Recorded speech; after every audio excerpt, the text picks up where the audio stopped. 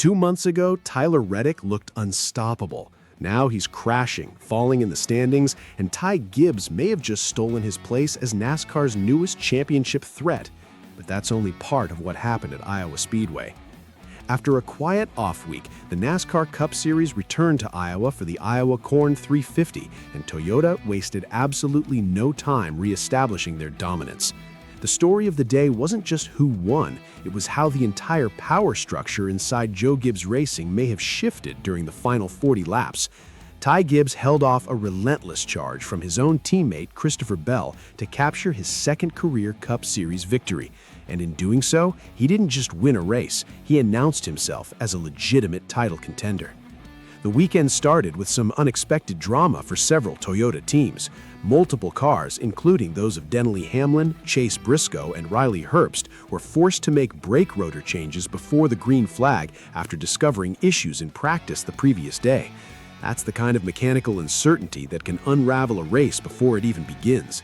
But Gibbs and Bell's crews had no such concerns, and their cars were dialed in from the moment they unloaded. That clean preparation became a critical advantage. Gibbs had to overcome his own adversity during the race. A painfully long pit stop after stage 1 could have buried him. Instead, he methodically worked his way back through the field, putting himself in position for what became an intense 40-lap shootout against his teammate Christopher Bell. The two teammates traded speed, ran inches apart, and pushed each other to the absolute limit. When the checkered flag flew, the margin of victory was a razor-thin 0.253 seconds.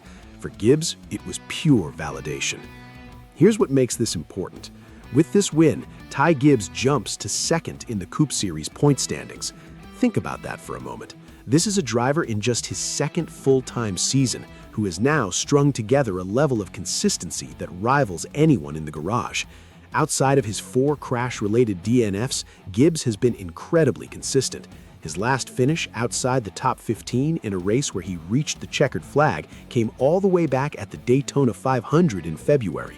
That is remarkable. Denny Hamlin remains the gold standard for consistency this season, but Gibbs is rapidly becoming Toyota's second-best championship hope, and honestly, the gap might be closing faster than anyone expected. However, the situation becomes even more interesting when you look at the other side of the Toyota equation. Christopher Bell finished second yet again.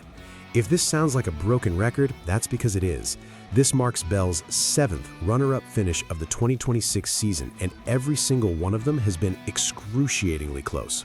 We're talking margins of less than half a second almost every time. 0.399, 0.115, 0.267, 0.068, 0.287, and now 0.253 seconds at Iowa. He also lost the Coca-Cola 600 earlier this year when rain ended the race under a red flag. Bell was visibly frustrated in his post-race interviews, and you cannot blame him. He's been one of the 5 or 6 best drivers in the series all summer, consistently outperforming peers like Tyler Reddick and Chase Elliott, and yet the trophy case remains empty. No wins, just heartbreak. He will eventually break through because he's far too talented not to, but with the playoffs approaching, you have to wonder if this strange drought is starting to weigh on the team. And that's where everything changes when we talk about Tyler Reddick. The opening line of this story mentioned how unstoppable he looked 2 months ago, and that wasn't an exaggeration. Reddick was the driver everyone feared. Now he's sliding down the standings after a lap 4 crash at Iowa resulted in a last-place finish. He lost control entering turn 1 all on his own, slid up into the wall and collected Erik Jones, ending both of their days before the race even had a chance to develop. Reddick now sits 4th in the standings, and while a 140-point cushion over 5th-place Chase Briscoe means he won't drop further during the regular season, the bigger question is whether this team can rediscover their spring form when the chase begins in September. Right now, that feels uncertain. What happened next surprised many people, but not in a way that grabbed headlines. Quietly, Josh Berry delivered his best finish of the 2026 season, crossing the line in 4th place. Hendersonville's own has endured a miserable year, but something has clearly clicked over the last 2 races. A 7th-place run at the Brickyard 400 followed by a top 5 at Iowa shows real momentum. This matters tremendously because Barry currently has no announced ride for 2027. At 35 years old, clear-cut Cup Series opportunities are rare, and the silly season landscape is unforgiving. Performances like this, where he runs inside the top 10 all day on pure speed, are exactly what he needs to strengthen his case for next year.